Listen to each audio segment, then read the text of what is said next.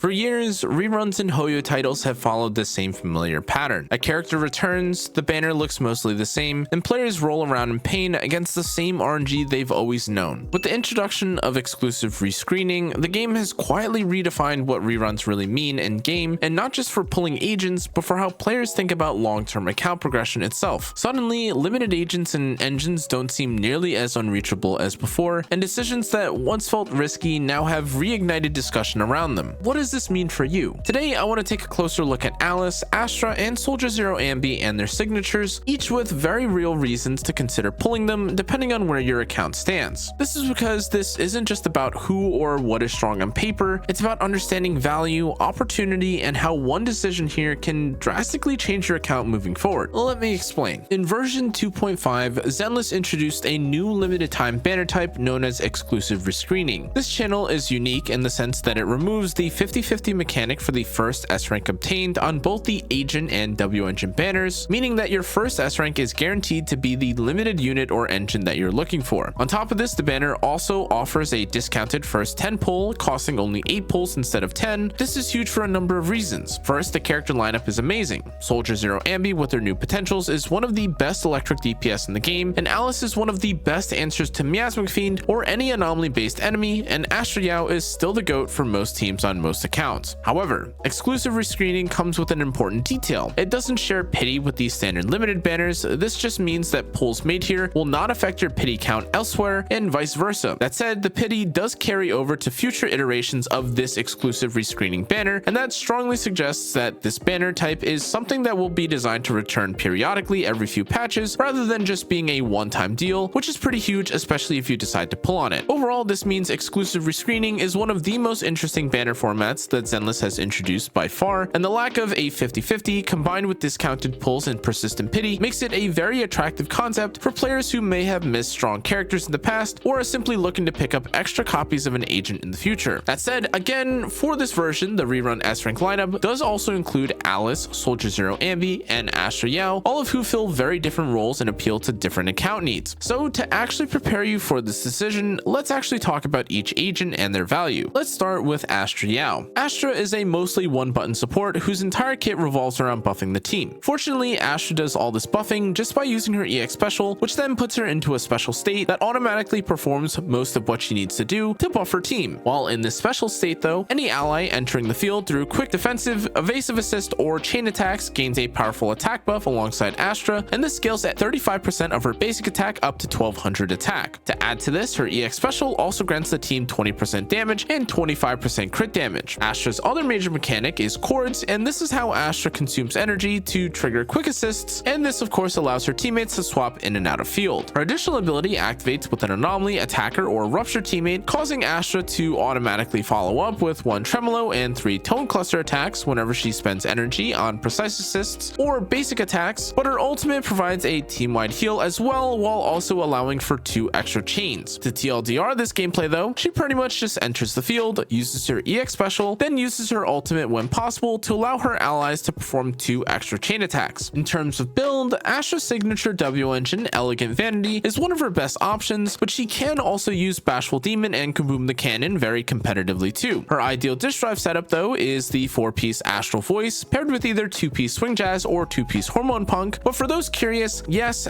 Astral Voice is actually better in most cases than Moonlight Lullaby, assuming there isn't another Astral Voice on the team already. That said, for main stats, Astra runs attack percent on the 4th and 5th slots with energy regen on the 6th slot, but her 6th slot can change to attack percent if she hasn't already reached the 3430 attack slot, though this is pretty dependent on her attack and how much she loses from using an energy regen 6th slot or using attack instead. The 3430 attack also happens to be Astra's main focus stat-wise, as anything after 3430 attack is pretty luxury, and Astra can technically choose to run a crit or anomaly focused build substat-wise afterwards. Reaching the attack cap is her first and most important priority, though again this can change depending on whether you choose to use energy regen on the 6th slot in order to make her chord gameplay more smooth. As for Astra's best teams, she's pretty powerful across all team types. To give a few examples of strong teams though, for attackers, Evelynn, Dylan, and Astra is a standout lineup, with Astra having amazing synergy when used alongside Evelynn and her chain attack heavy damage. This is complemented perfectly with Dylan as well, as Dylan also allows Evelynn to perform a free ultimate and enter into her lower cost ultimate form much earlier than before. In anomaly team lineups like Miyabi, Vivian, and Astra Yao, this is where Astra once again works extremely well, with her acting as a budget alternative to Yuzuha. However, even with other agents like Vivian, Yanagi, or Jane, Astra does perform very well too, as many of these agents are rewarded when performing their quick assists or when being able to stay on field for longer. Lastly, for the Rupture archetype, Yixuan Dylan and Astra Yao does still remain one of the stronger and most consistent team options available, and though Pan Yinhu does perform decently when at M6 compared to Astra, Astra is still a strong performing support for Rupture agents, regardless if she's not a perfect fit in every situation. To summarize though, Astra does basically work with every single DPS in the game. Now let's move to Alice. Alice is a physical anomaly focused DPS who, like most other anomaly agents, fixates on triggering anomalies and proccing disorder when possible. Her core passive grants her bonus damage and additional effects, assuming she deals physical anomalies or triggers disorders, and her additional ability activates with support or anomaly teammates, granting strong energy regen through disorders, instantly granting Alice 30 of her unique resources as an added benefit. Finally though, she does also convert her excess anomaly mastery above 140 into anomaly proficiency, providing Alice overall with an amazing set of stats just from her core passive and additional ability. The rest of her gameplay centers around managing her unique resource, Blade Etiquette, and triggering assaults frequently, but Alice's basic attack gains an enhanced finisher after performing an assault, increasing damage and anomaly buildup, while her held basic, Starshine Waltz, is what most importantly consumes Blade Etiquette, is the main focus of her DPS, and is a massive AoE attack that instantly triggers an assault anomaly against an enemy. Now her EX specials also provide solid anomaly buildup and also grants her Etiquette too, so overall, even through her chain attack and ultimate, the main focus of Alice's skills is to apply anomaly, gain unique resources from using set abilities, and getting to Alice's next Starshine Waltz as quickly as possible. Practice Perfection is also Alice's best in slot W engine, while Weeping Gemini serves as a solid free-to-play alternative. For drive discs, Fanged Metal 4-piece is her best set since Alice can maintain permanent uptime on its buffs, and Phaethon's Melody 2-piece complements her need for high anomaly mastery. For main stats though, Alice will use anomaly proficiency on 4th slot, physical damage, pen ratio or attack percent on slot 5, and anomaly mastery on slot 6. Stat-wise though, this does mean that you'll be aiming for roughly 3000 attack, 300 to 325 anomaly proficiency, and around 195 anomaly mastery. Alice's strongest team right now, however, is Alice Yuzuha Jane, where Jane allows assaults to crit, improving Alice's damage by a significant amount. That said, this lineup is also pretty close in performance to Alice Yuzuha Vivian, especially before Jane has access to her second Mindscapes. But beyond these two lineups, however, Alice is highly flexible and pairs well with most off-field or sub-DPS options, and that includes characters like Yanagi, Trigger, Vivian, Nicole, Astra Yao, or even Miyabi in some cases. Next, let's take a look at SoldierZero Anby. SoldierZero Anby is an Aftershock-focused electric DPS who also has a unique resource that she focuses her gameplay around. This means she applies a Silver Star mechanic to the enemy that allows her to perform a special dash attack, but as of her buffs and potential unlocks, this also means improving and buffing the damage that she deals with Aftershock allies. Her core passive, as a result, increases damage dealt to Silver Star marked enemies by 25%, and this also grants Aftershock attacks a bonus crit damage scaling that scales directly with her own crit damage, which of course then becomes stronger after potential 1. On that note, let's take a quick moment to talk about the newest changes with her potential system. With P1, Silver Star can now also be built by allies Aftershocks, the crit damage bonus that she's given also increases, and defeating enemies with White Thunder automatically triggers Thunder Smite. Her additional ability has also changed with the buffs to now grant free crit rate and increase the team's Aftershock damage too, but finally, P1 further upgrades her ultimate and chain attack to now count as Aftershocks 2, which is a huge source of damage. Now this is already a ton of added value from her first potential unlock, but even with SoldierZero Anby's P2 through P6, there's even greater value provided with up to 50% increased team-wide Aftershock damage to enemies marked with her Silver Star passive. Now this is already a ton of added value from her first potential unlock, but even with SoldierZero Anby's P2 through P6, there's even greater value provided with up to 50% increased team-wide Aftershock damage to enemies marked with their Silver Star passive. Kit-wise though, the rest of Anby's abilities are pretty straightforward. Her EX special deals damage and fully charges the Silver Star mark on an enemy, and her chain attack deals damage and also builds Silver Star 2. Finally though, her ultimate is very similar to her chain with it dealing massive amounts of damage, but this also completely fills a Silver Star mark just like with her EX special. Gameplay wise though, this means Anby sits on field, builds her Silver Star passive on enemies, consumes them when near full, and once the enemy is stunned, Anby uses her chain attack to deal damage and stacks Silver Star while her ultimate and EX special do similar similarly, adding charges and also dealing massive damage too. This then of course allows her to dash repeatedly through the enemy and deal high bursts of damage, and this is of course what makes Anby feel more like a true hypercarry DPS. Build-wise, Severed Innocence is Samby's best W engine, providing crit damage alongside an electric damage bonus, but for free-to-play options, Brimstone or Starlight engine are solid alternatives, though they provide attack percent rather than crit damage percent. For drive disc, Shadow Harmony 4-piece is her ideal set, while Woodpecker 2-piece helps when building crit rate, but in terms of main stats, you'll be running crit rate on slot 4, assuming you own her signature, electric damage bonus, pen ratio or attack percent on slot 5, and attack percent on slot 6. Now stat-wise though, this means you'll be looking to reach roughly 2800 attack, 170 crit damage, and around 60 crit rate. ZenlessZoNZero Anby's best team pairs her with Trigger and Orphe, and Anby specifically wants to spend most of her time on field, while both Trigger and Orphe are aftershock focused off-field agents, which perfectly complements her playstyle. Trigger also provides reliable and fast stun application, while Orphe applies strong off-field buffs that significantly increase Anby's damage and builds her Silver Star too. Beyond this core lineup though, Anby also works with alternative teammates such as Seed, Astra Yao, Zhao, Nicole, Dylan, and Pulchra, depending on your roster and the team that you're fighting. Now, I know that was a lot, but admittedly, this video was originally meant to be 3 separate updated character guides. However, the question of who you should pull for on the new unique banner is still important as ever. That said, now that we have a better idea of each agent and what their gameplay goals are, let's talk now about the pull value that each character has. Plain and simple, Astra Yao is one of the most universal supports that Zenless has ever released. Her buffs are strong and work for almost every agent in the game, and though the recent release of Rupture agents have definitely made her feel worse than characters who have specifically, say, provide sheer force as a buff, we're still talking about Astra Yao here. The quick assists, the 2 chain attacks, and her requiring almost no field time at all cannot be undervalued or understated, and there's a reason why Astra Yao is still regarded as one of the greatest supports to have landed in ZenlessZoneZero ever, and that's because she does everything without you needing to do anything. What's more is that if you decide to play her properly and learn special techniques, like leaving her enhanced state so that you can perform 2 chain attacks on the same agent back to back, she only gets better. That said, we're talking about pull value in this video, and there really isn't an agent who fits this description better. There is one important concern that often comes up when discussing Astra Yao though, and that's the idea that newer supports like Yuzuha, Lucia, or even future releases could eventually power creep her and reduce her overall value. The problem with this line of thinking though is that ZenlessZoneZero is not a one-team game, it's a constantly evolving challenge where players are often expected to build and maintain multiple teams at once. Now, while she isn't always required for every team though, Astra would only truly fall out of favor if 3 or more supports were introduced that fully matched or outright replaced her role across the board. Until that happens though, Astra maintains solid value as both a reliable attack buffer and a highly flexible general support that works with most agents. To add to this, when you factor in real account ownership, the likelihood of players pulling and winning every new support as they release is not nearly as high as you think. On top of this, while supports like Lucia or Yuzuha only tend to be strong specifically when paired with Rupture or Anomaly agents, Astra has extra value in being usable with pretty much any DPS in the game at a baseline, regardless of what they are. So, though there are definitely those who fear and worry about Astra being replaced in the future, consider that Astra does what basically no other support in the game can, as she even has an added high value ceiling when paired with certain agents, is solid even when paired with random DPS, and otherwise will be used so long as an account doesn't have 3 limited Astra tier supports on it, which by the way doesn't really exist yet, excluding herself. So therefore, yes, if you don't have Astra, I'd pull for her. Alice is definitely one of the best anomaly agents that exists in Zenless at the moment, but there are a number of concerns that exist alongside her. To start, she does have to compete with a decently overcrowded category of physical anomaly DPS, of which agents like Jane and Piper are both very good in. That said, Alice has been the best physical anomaly DPS since basically her release, and she only gets stronger if you decide to invest in her further. However, there are additional issues that I'd like to address when it comes to Alice's value. First, if you don't have Yuzuha or an additional physical based agent, Alice feels way less comfortable to play since her anomaly application usually overcaps, and you ideally want another agent to continue applying physical anomaly so she doesn't waste additional anomaly that she otherwise would have applied from something like her Starshine Waltz. On top of this, though Alice is definitely one of the best physical anomaly agents in the game, this doesn't mean that other physical based allies or even anomaly agents in general are far behind in performance. In fact, on average, Alice was only about 4,400 points higher than and Jane, which accounted for a 24% gap in performance on average, but this is pretty significant and Alice does absolutely outperform Jane and Piper both in most cases, but this is actually now where we need to talk about the future of Anomaly in ZenlessZoneZero, with a few of the Angel of Delusions sets, element, and roles having already been revealed. Anomaly appears to be the focus of the next upcoming patches in Zenless, and though we aren't necessarily sure what the Angels do or how they'll affect other Anomaly agents, it's safe to say that players will find value in being cautious about pulling for any Anomaly related characters until we get more information on them. As a result, I personally think Alice could be worth pulling for depending on what the new Angels do in relation to Anomaly agents as a whole, but if we find out that the Angels are much better DPSs or don't care